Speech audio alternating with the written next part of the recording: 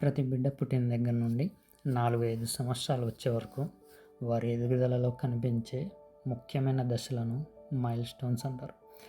అంటే ఆ బిడ్డ మెంటల్గా, ఫిజికల్గా, ఎమోషనల్గా ప్రతి వయసు స్థాయికి తగినట్టుగా మార్పులు రావాలి.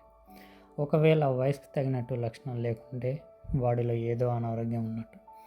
తల్లిదండ్రులు ఆ లక్షణాన్ని గుర్తించి సరైన సమయంలో వాడికి ట్రీట్మెంట్ చేపిస్తే తిరిగి వాడు ఆరోగ్యకరంగా పెరుగుతాడు.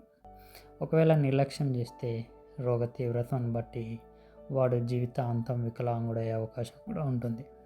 మరి దేవుని కృపను బట్టి రక్షణ పొంది తిరిగి జన్మించిన మన ఆత్మీయ ఆరోగ్యం ఎలా ఉంది?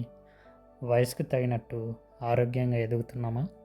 లేదా పౌలు గారు చెప్పినట్టు కాలాన్ని బట్టి చూస్తే మీరు బోధకులుగా ఉండాల్సి వారి ఉండగా మీరు ఇంకా పాలు తాగాల్సిన వారిలాగే ఉన్నారు, బలమైన ఆహారం తినగల వారిలాగా లేరు అనే విధంగా ఉన్నామా? It's time to examine your self.